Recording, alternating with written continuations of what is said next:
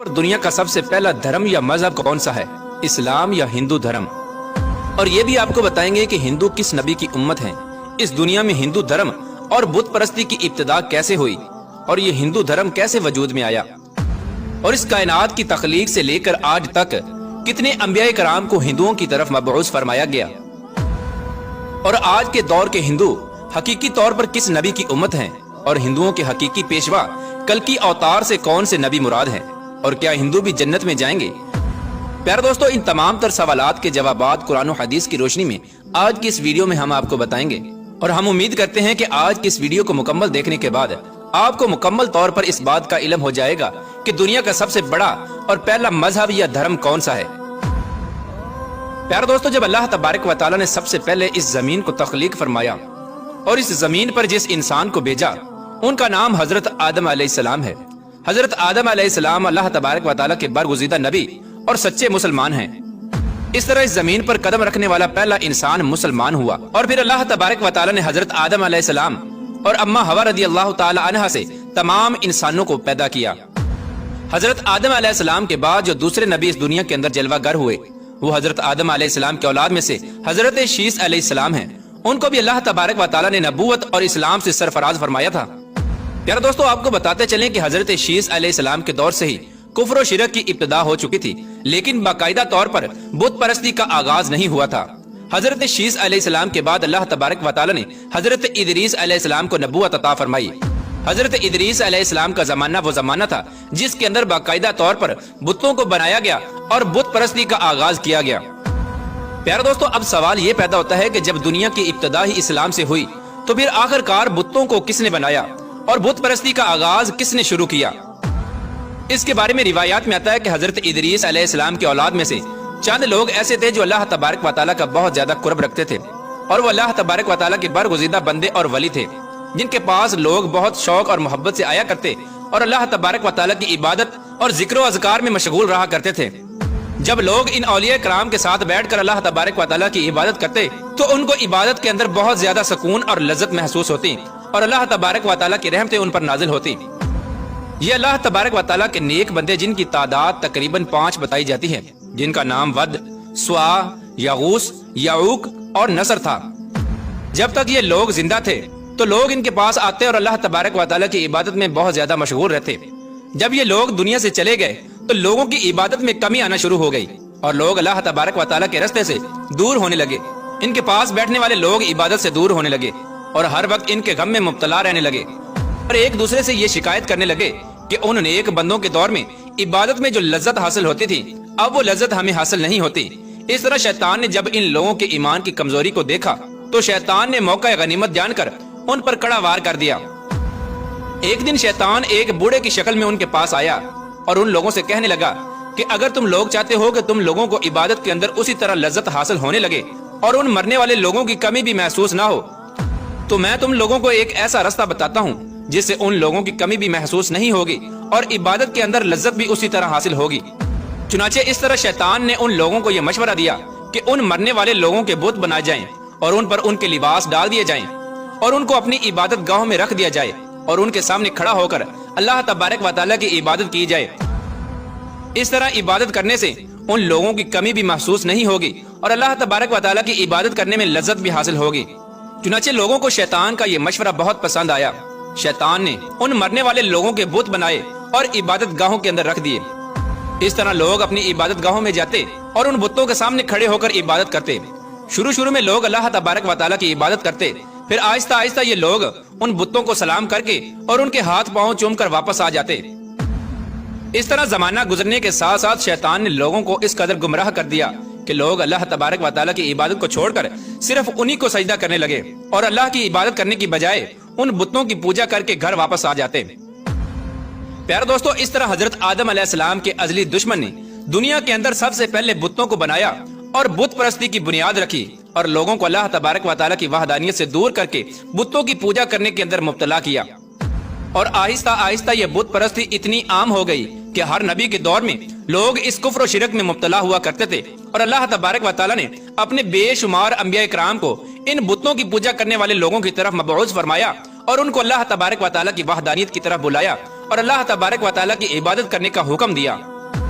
इस तरह अल्लाह तबारक व तआला ने बुत परस्ती के हर दौर में अपने अंबिया कराम को मबऊस फरमाया। इस रुए जमीन पर अल्लाह तबारक व तआला की तरफ से भेजे हुए कमो बेश 1,24,000 अंबिया कराम तशरीफ लाए और हर नबी ने अपने दौर में पाए जाने वाले बुत परस्तों को इस बुत परस्ती से मना किया और अल्लाह तबारक व तआला की वहदानियत की तरफ बुलाया। प्यारे दोस्तों, बात करते हैं कि आज के दौर के हिंदू किस नबी की उम्मत हैं और इन हिंदुओं के आखिरी पेशवा कल की अवतार से कौन से नबी मुराद है। प्यारे दोस्तों, अल्लाह तबारक व तआला ने हर कौम की रुश्द व हिदायत के लिए अंबिया कराम को भेजा। जिस तरह के अल्लाह तबारक व तआला कुरान पाक में इरशाद फरमाता है कि मैंने हर कौम की तरफ नबी भेजा। कुरान पाक की इस आयत से बाखूबी अंदाजा लगाया जा सकता है कि अल्लाह तबारक व तआला ने हर दौर में हर कौम की तरफ अंबिया कराम को भेजा। तो फिर हिंदुस्तान कैसे नबी से महरूम रह सकता है और हिंदू लोग किस तरह किसी नबी की उम्मत नहीं हो सकते। और हिंदू भी किसी न किसी नबी की उम्मत जरूर हैं। जैसा कि हिंदुओं की मशहूर मजहबी किताबों में एक खालिको मालिक और जन्नत दोजक और आखिरत का तस्वुर मौजूद है। इसके अलावा हजरत मोहम्मद मुस्तफ़ा सल्लल्लाहु ताला अलैहि वसल्लम के बारे में वाज़ेह तौर पर पेश गोइयां मौजूद हैं। संस्कृत और हिंदू मजहब के माया नाज प्रोफेसर, जो कि भारत की एक मशहूर यूनिवर्सिटी में प्रोफेसर की खिदमत सर अंजाम दे रहे हैं, उन्होंने एक किताब तहरीर की है जिसका नाम कल की अवतार और हजरत मोहम्मद साहिब सल्लल्लाहु ताला अलैहि वसल्लम रखा है। इस किताब की तहरीर के बाद पूरे भारत के अंदर तहलका मच चुका है और इस किताब का कई जुबानों में तर्जमा भी किया जा चुका है, जबकि हिंदुओं के बड़े बड़े पंडित भी इस किताब को झूठा साबित नहीं कर सके। इस किताब के अंदर उस प्रोफेसर ने उन तमाम तर पेश गोइयों को यकजा कर दिया जो कि हिंदुओं की मुकद्दस किताबों में अल्लाह तबारक व तआला के आखिरी नबी हजरत मोहम्मद मुस्तफ़ा सल्लल्लाहु ताला अलैहि वसल्लम के बारे में लिखी हुई थी। प्यारे दोस्तों, आपको बताते चलें कि हिंदुओं का यह अकीदा है कि बुराइयों के खात्मे के लिए 10 अवतार यानी पैगंबरों ने इस दुनिया में आना है,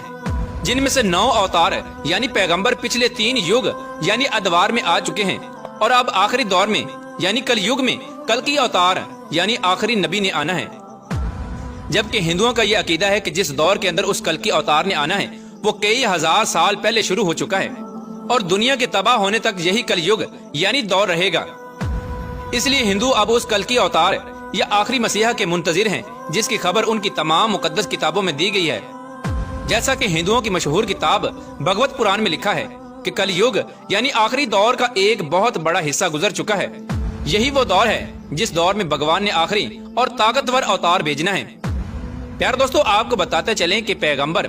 और अवतार 2 अलग अलग अल्फाज हैं, लेकिन इनके माना एक ही हैं, जिसका तस्वुर हिंदू मजहब में मौजूद है। भगवत पुराण के श्लोक में कल की अवतार यानी आखिरी पैगंबर की जाए पैदाइश, खानदान और वालदैन के बारे में कुछ यूं लिखा है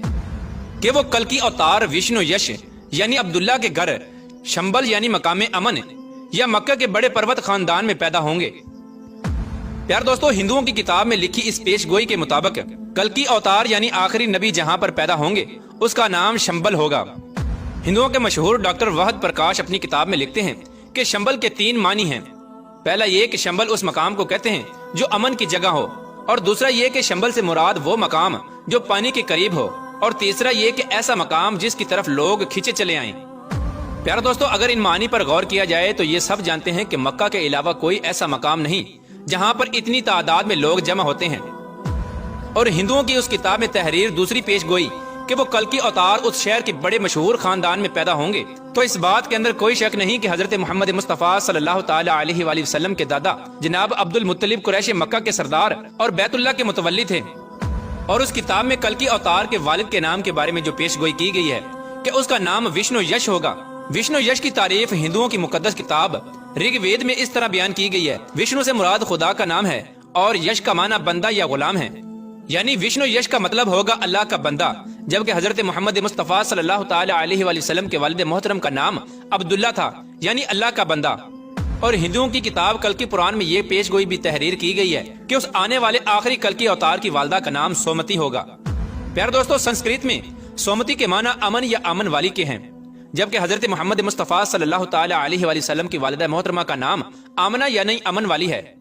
इस तरह हिंदुओं की मुकद्दस किताब के अंदर ऐसी बहुत सारी पेश गोइयां लिखी हुई हैं जो तमाम तर खसूसियात हजरत मोहम्मद मुस्तफ़ा सल्लल्लाहु ताला अलैहि वसल्लम की ज़ात अक़दस में पाई जाती हैं, और जिससे ये बात वाज़े तौर पर साबित हो जाती है कि जिस अवतार का हिंदू इंतजार कर रहे हैं वो हजरत मोहम्मद मुस्तफ़ा सल्लल्लाहु ताला अलैहि वसल्लम की ज़ात है, जो कि इस दुनिया के अंदर जलवागर हो चुकी है।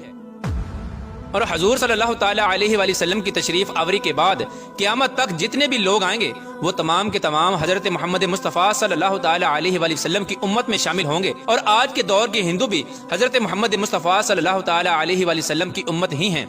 اب قیامت تک آنے والا ہر انسان جو بھی حضرت محمد مصطفیٰ صلی اللہ تعالی علیہ وآلہ وسلم پر ایمان لے آئے گا وہ مسلمان قرار پائے گا، اور جو ایمان نہ لائے گا وہ کافر قرار پائے گا، لیکن وہ حضور صلی اللہ تعالی علیہ وآلہ وسلم کی امت میں شامل ہی ہوگا، اور قیامت کے دن اس کو حضور صلی اللہ تعالی علیہ وآلہ وسلم کی امت میں ہی اٹھایا جائے گا۔ پیارے دوستو، اب بات کرتے ہیں کہ کیا ہندو بھی جنت میں جائیں گے یا نہیں۔ پیارے دوستو، جنت میں داخل ہونے کا معیار ایمان کو رکھا گیا ہے۔ جو لوگ ایمان لے کر آئیں گے وہی جنت میں جائیں گے، اور جو ایمان نہ لائیں گے وہ جہنم میں جائیں گے۔ جب حضور پاک صلی اللہ تعالی علیہ وآلہ وسلم اس دنیا کے اندر جلوہ گر ہوئے تو حضور صلی اللہ تعالی علیہ وآلہ وسلم نے اللہ تبارک و تعالیٰ کے حکم کے مطابق اللہ تبارک و تعالیٰ کا یہ پیغام تمام دنیا تک پہنچا دیا کہ اللہ تبارک و تعالیٰ ایک ہے، اس کے علاوہ کوئی عبادت کے لائق نہیں، اور بے شک میں اللہ تبارک و تعالیٰ کا سچا نبی ہوں۔ جو بھی حضور صلی اللہ تعالی علیہ وآلہ وسلم پر ایمان لے کر آئے گا اور اللہ تبارک و تعالیٰ کی وحدانیت پر ایمان لائے گا وہ جنت کا مستحق قرار پائے گا، اور جو اللہ تبارک و تعالیٰ کی وحدانیت کو ٹھکرا دے گا اور حضور صلی اللہ تعالی علیہ وآلہ وسلم کی ذات اقدس کو آخری نبی تسلیم نہیں کرے گا وہ ہمیشہ ہمیشہ کے لیے جہنم کا ایندھن بن جائے گا۔ اللہ تبارک و تعالیٰ سے دعا ہے کہ حضور پاک صلی اللہ تعالی علیہ وآلہ وسلم کے بتائے ہوئے راستے پر چلنے کی توفیق عطا فرمائے اور ان کی محبت کے اندر جینا مرنا نصیب فرمائے۔